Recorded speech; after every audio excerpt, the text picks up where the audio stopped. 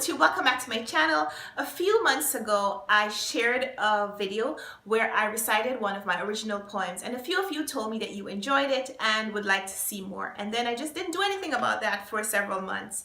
Today it's raining outside, and when it rains I tend to get a little bit more sappy, a little bit more emotional, and so today I decided to share with you one of the poems that I wrote in December. This one is entitled Life Before Death, and it was inspired by me thinking about my grandfather, but it is fiction, it is fiction, it is fiction. Most of my poetry is fictional but based on real experiences.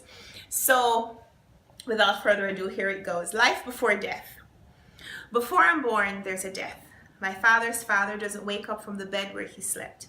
All around the district, girls whose secrets he kept, and the old women he used to tip his hat to when he saw them on the street, they all wept. They're still mourning when I arrive, but in my honor they dry their eyes to gaze into mine, all pink skin and milk-stained lips, hair that's just a fuzz and not long enough for the clips my mother insists on, so they'll know I'm a girl long before I'm old enough to swing my hips. He would have loved her, they all say, handing me off when I cried, heartbroken because he'll never count my toes or steal me from the basket on the floor and take me outside. Granny can't keep her face dry long enough, so no one tells me this story until long after she's given up too and died. I grew up missing a bone, so I lean to the left, sometimes to the right. I grew up in another man's house, except for jingle-pocketed Fridays, poor man's paydays, when he drinks and locks me outside, shaking from hunger and cold and fear of whatever creatures rule the night.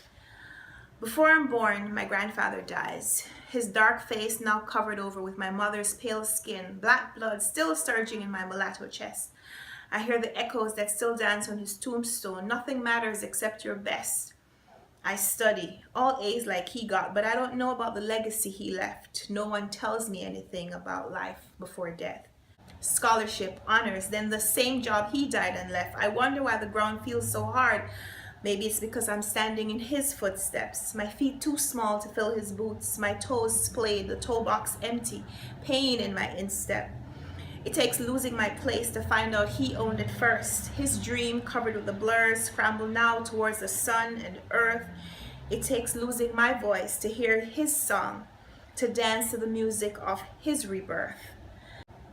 9 months before I'm born, he whispers his last sigh, hears leaves rustle inside jet streams in a landlocked country, surging ocean tides. He doesn't know why the spirit leaves him, but it's because of me that he dies. He doesn't get to lift me to the moon and name me after the love he carries inside. He doesn't know that I'll carry him in me, or that his face shines through mine. He doesn't get to dip the cloth in sugar to quench my tiny infant cry. Doesn't know that before I'm born, he has to die.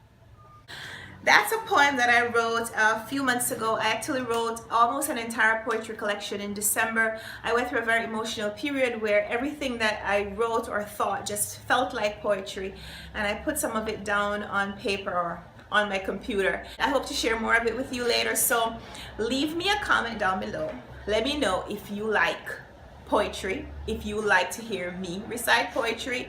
Maybe you're just here for the books. If so, just leave me a comment. Say, Karen, we don't care about you or your poetry. Talk about books on this channel. Or just in case you enjoyed this and you want to hear more, leave me a comment down below. Let me know. So we'll chat in the comments, and until then, see you later.